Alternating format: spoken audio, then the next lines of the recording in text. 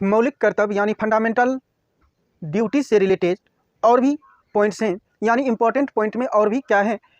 अभी तक 6 पॉइंट आप देखे थे, इसके बाद 7वां पॉइंट क्या कहता है, मौलिक कर्तव्य में क्या दी गई है कि वैज्ञानिक दृष्टिकोण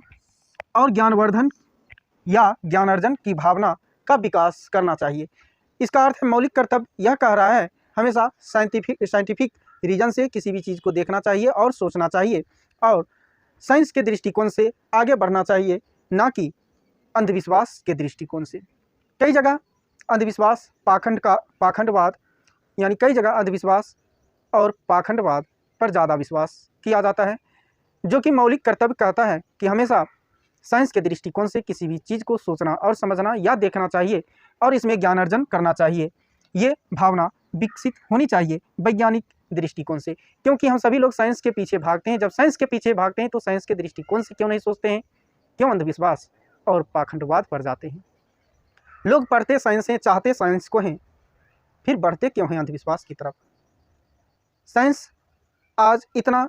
पढ़ करके वो चांद तक, मंगल तक पहुंच गया, फिर भी अंधविश्वास को लोग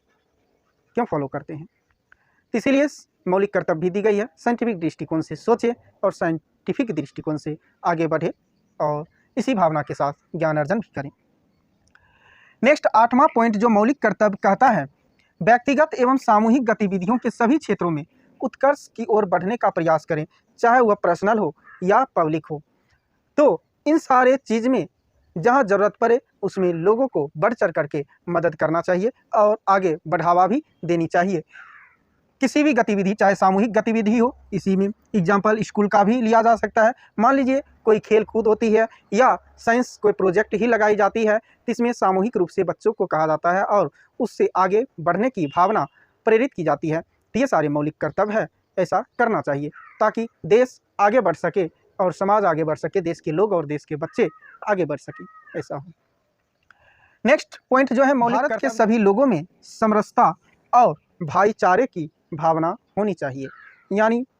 सभी में समानता हो और जितने भी देश में कहा गया है, जितने भी वर्ग और समुदाय हैं, सभी में समानता होगी, तभी ये मौलिक कर्तव्य अपने आप में काम कर पाएगा और देश आगे बढ़ पाएगा। अगर देश में जितने भी वर्ग हैं उसमें ही आपस में लड़ाई होती रहे तो आप समझिए कि देश कितना आगे बढ़ पाएगा, क्योंकि देश तो बिजी है अपने आप में, अपने अलग अलग वर्ग और समुदाय में लड़ने में। तो विकास के लिए कौन सोचेगा। ये विकास के लिए तभी सोच सकता है, डेवलपमेंट के लिए तभी सोच सकता है जब आपस में ये सारे वर्ग और समुदाय में आपस में भेदभाव ना हो, प्रेम रहे, भाईचारा रहे। तो वहाँ से लड़ाई के लेवल को छोड़ करके उसके ऊपर के लेवल को आगे बढ़ने की चाह रख करके ऊपर की ओर आगे बढ़ेंगे और आगे जाने का सोचेंगे। ये तब हो सकता है जब देश में भाईचारा रहेंगे सभी वर्ग और सभी समुदायों के बीच, तभी ऐसा संभव हो सकता है और मौलिक कर्तव्य अपने आप में तब पूरी रूप से खरे उतरेंगे। तो ध्यान रखना है इन चीज़ों का भी। 10वां पॉइंट जो कहता है, हमारी सामाजिक संस्कृति और गौरवशाली परंपरा, जो भी हमारे देश का परंपरा रहा है उसके महत्व को भी समझना चाहिए, उसके महत्व को जानना चाहिए और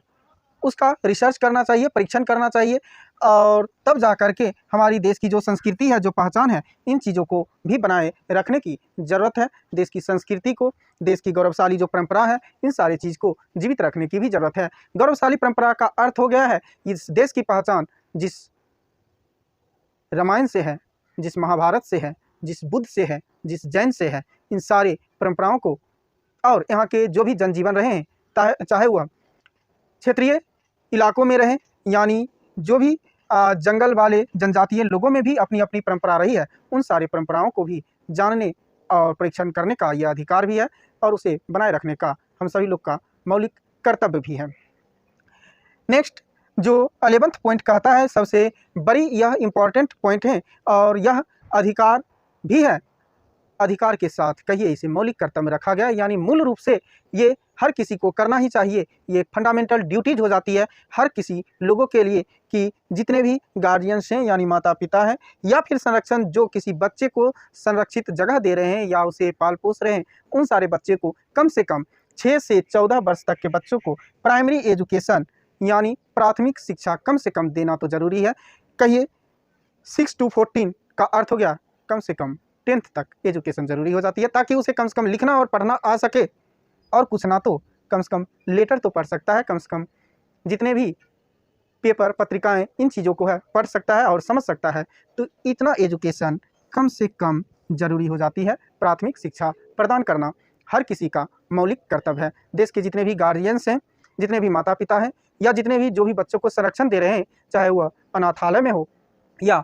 बाल गृह में रहने वाले बच्चे हों, उन सारे लोगों को, उन सारे बच्चों को शिक्षा देना, प्राइमरी एजुकेशन बहुत ही ज़्यादा इम्पॉर्टेंट है। और यह संविधान संशोधन करके लाया गया है, इसलिए ये ज़्यादा इम्पॉर्टेंट है, क्योंकि जब देखा गया होगा देश में जो बच्चों की शिक्षा नहीं हो पा रही है, प्राइमरी एजुकेशन तक भी नहीं लिया जा रहा है, यानी प्राइमरी एजुकेशन भी नहीं दिया जा रहा है, तो कम से कम प्राइमरी एजुकेशन तो ज़रूरी है हर किसी बच्चे के लिए। और यह 86वां संशोधन 86 जो संशोधन हुए थे, उस संशोधन के द्वारा प्राइमरी एजुकेशन बहुत ही ज़्यादा नेसेसरी बना दी गई और ये सबसे ज़्यादा ज़रूरी बना दी गई थी हर किसी गार्जियंस के लिए, हर किसी माता पिता के लिए, हर किसी संरक्षण के लिए, जो कि 6 से 14 वर्ष तक के बच्चे को मुफ्त एजुकेशन की भी व्यवस्था की गई है, ताकि उसे मुफ्त एजुकेशन भी दिया जाए और प्राथमिक शिक्षा कम से कम इन सारे बच्चे को तो दिया ही जाना चाहिए। तो ये सारे मौलिक कर्तव्य रहे हैं और मौलिक कर्तव्य हम सभी लोग को मूल रूप से जीने के लिए और बहुत सारे ये रास्ता दिखाती है मौलिक कर्तव्य सारे भारतवासी को, और सारे लोगों के जीवन में एक अच्छी राह अपनाती है। यही मौलिक कर्तव्य जो दी गई है हम सभी लोग के लिए बहुत ही ज़्यादा इंपॉर्टेंट और महत्वपूर्ण होता है। पूरे देशवासियों को अपने मौलिक कर्तव्य को जानना चाहिए और अपने मौलिक अधिकार को भी जानना चाहिए। तो इसी तरह के और भी वीडियोज़ लोगों तक मिलते रहेंगे, ताकि लोगों की जो समझ है उसमें विकसित हो सके और अच्छी जानकारी लोगों को मिल सके, पहुंच सके, अपने मौलिक कर्तव्य को भी समझ सके और मौलिक अधिकार को भी वह जान सके। फिर मिलते हैं नेक्स्ट वीडियो में, तब तक के लिए बाय।